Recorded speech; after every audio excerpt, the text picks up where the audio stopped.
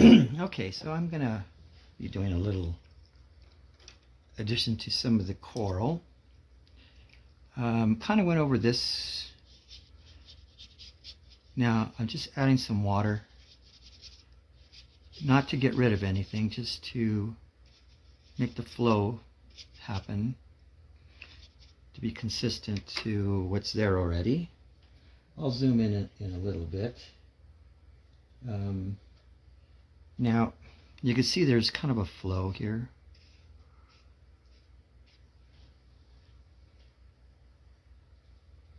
I have to get a little bit darker.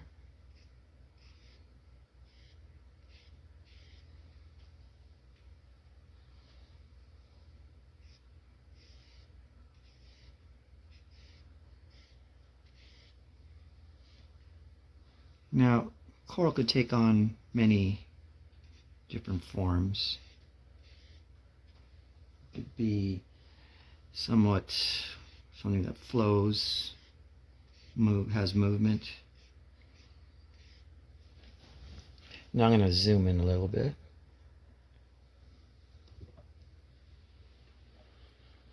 Now, because it's still wet, I have little bits of opportunity to add some small little sections.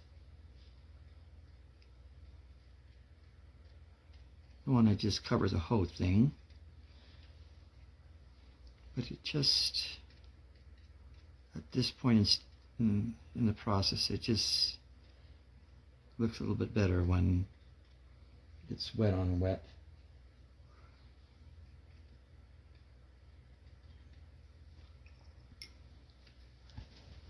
I did go into the octopus, added some little highlights. These are a little too prevalent, so I'm going to back these out. There's little bits of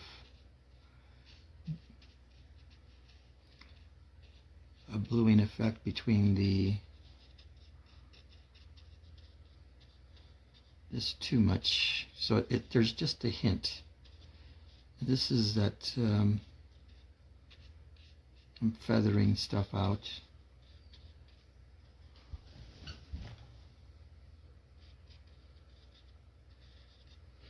Maybe I'll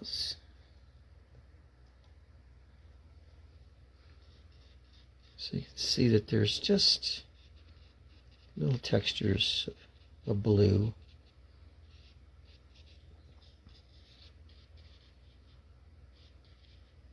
Now I'm going to come into the bottom part. Let's see if I can get closer on that.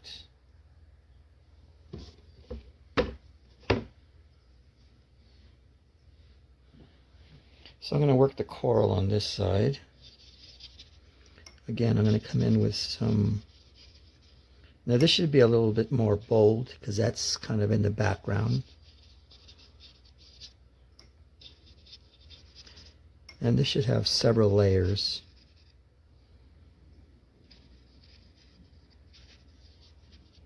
So I'm just laying down some water.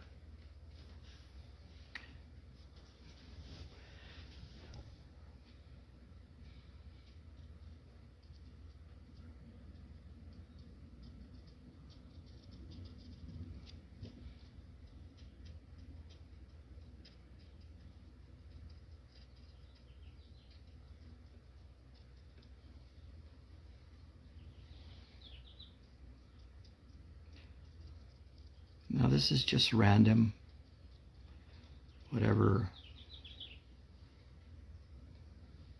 I see that I want to work. I may let some little arrows come through so it looks like you're seeing through this little coral reef.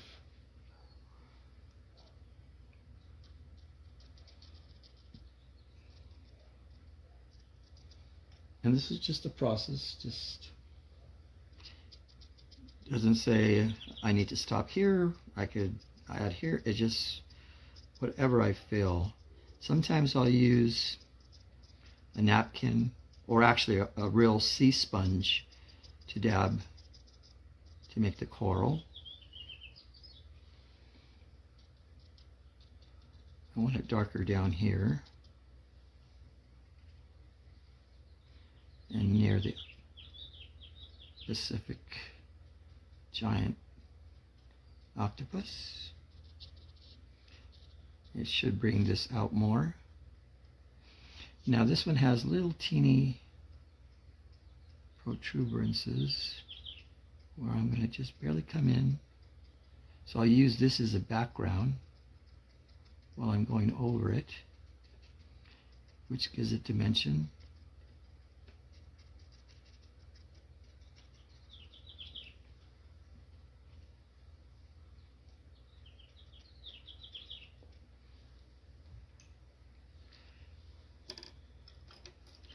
I might come in with some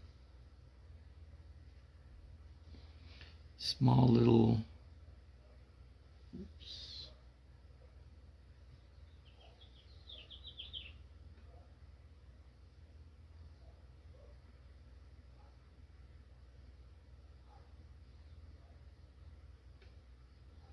again, this looks completely abstract. If you were to blow this up 10 feet, it would be exactly abstract, because it's just patterns that appeal to me. Doesn't have to make sense to anybody but me. Sometimes the freedom I have now is better, because I do paint for my own pleasure now. Now that I retired as a teacher, I still need to teach. It's just kind of ingrained to me now. And I'm not working for anybody, which means I can paint any time of the day or evening, because I don't have to worry about getting up early and doing something. So if I want to start something at 3 o'clock in the morning, it works for me, because I could sleep whenever I want. I don't really sleep at all, maybe 3 or 4 hours a day, but this gives me a variety of things to do. But it means I could take as long as I want on something. I'm not worried about a money thing. I don't have to worry about, try to make as much money, because I'm on a commission and time is money, which I used to hate, because the paintings, even though they were detailed, they still, in my way of thinking, could have been detailed more. Now, when I was working for the museum, that was a dream, because there's something called museum quality, and that meant you take as long as you want until it's done right, which is something that's unheard of today. It's, I guess you would say, it's an old school thing. It's kind of, everything's in a deadline, a rush. Not that there wasn't deadlines and rush when I was working, especially when you were making a traveling show. You only had so much time to get things finished, and people, had a tendency to there were some people that actually slept at the museum because they needed to finish something and they just needed to keep on working. And there was many times while the show was opening, we were doing stuff as the people were walking through, because things weren't finished. So we were finishing up as they were coming in. We were finishing up and walking out the back door. So that was just the life of a person that works in the museum. Anyway, you can see kind of I wasn't planning to spend too much time on the coral. I might have to shorten this, because I'm kind of in a place that I like. I might just stop there.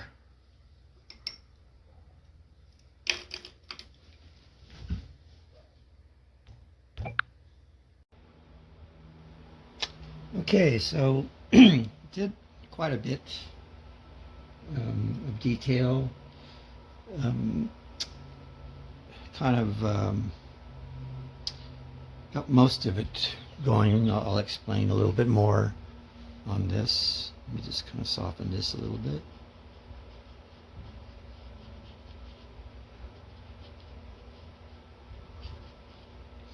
Okay, so went into the bottom and then started moving in a direction to make this more three-dimensional. I've explained that sometimes you need to make lines going in the direction, something similar to this. Came in, did some highlights. Came into this part right in here.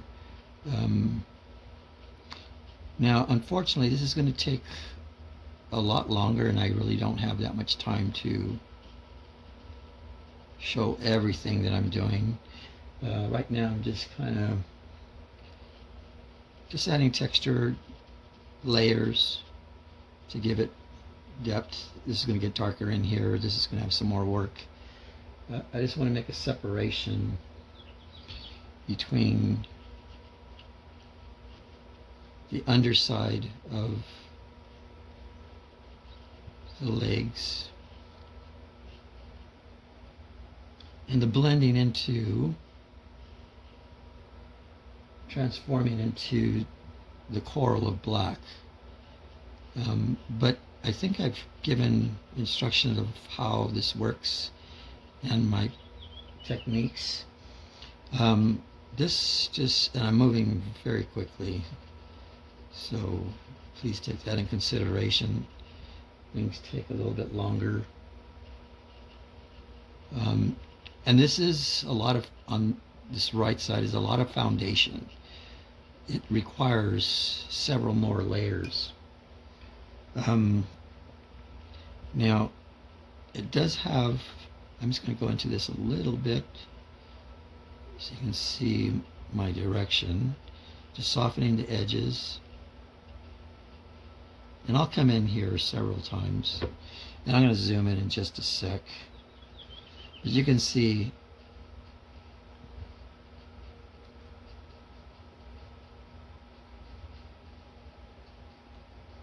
how this works. And this requires going back and forth, back and forth. Sometimes I have to pull out the colors, sometimes I have to add colors, sometimes I have to blend. These legs will have much more texture to them.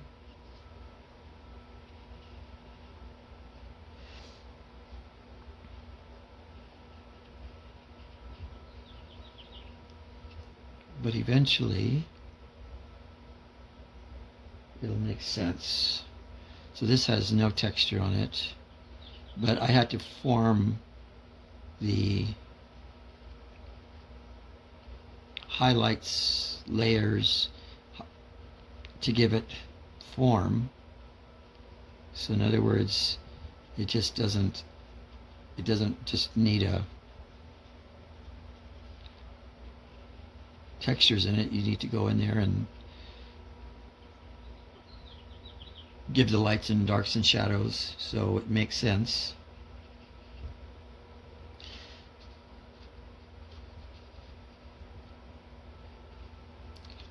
But you've seen it grow little by little. Now, on this bottom, it's going to have more of this coral down here. Now, the only thing I'm going to do down here, and I haven't decided at this point in time, is whether it's going to be a red fish, blue fish, or green fish. I like the idea of blue fish, but I don't know yet. So there'll be a tiny little fish right in here. So there's these things that need to come in from this direction. And I'll make shadows so that it looks like it's overlapping. Let me get in here some.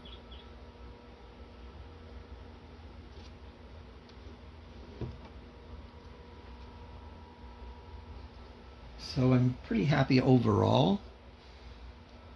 I'm just leaving some little gaps like right in here just so I can see where the overlapping is. Now I'm just going to be doing some little teeny textures. This will give, and here I'll get darker in here so there's a separation. Now I'm not going to go dark very quickly. It's a slow process so that I can see it just slowly build up, but I don't lose where it's making the transition next to each other. So I'm just slowly adding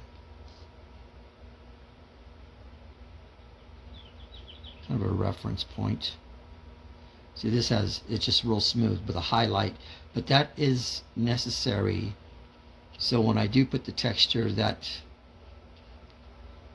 highlight and shadows and the roundness that I'm doing will be there behind. It's like undercolor or wash foundation is what I usually call it. But you can see, like right in here, I'll kind of probably bring some in this direction. A little bit more of a shadow down here.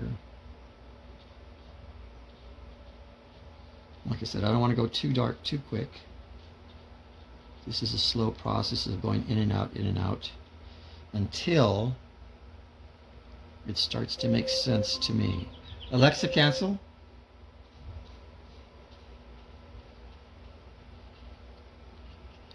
But it's starting to have a nice effect.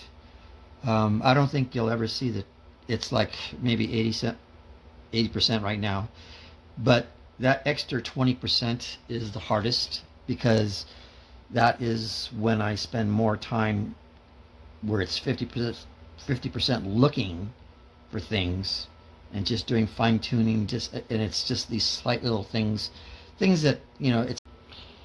So hopefully this is starting to look good or making sense. Again, okay,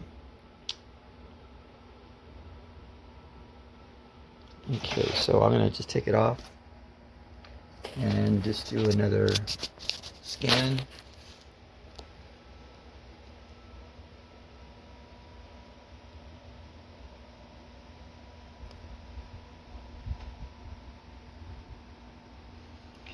And give you an idea of what you can see it transitioning right in here. So it's kind of like the corals taking over the coloring of the octopus. This is preparing for the darker coral that's going to be in the bottom.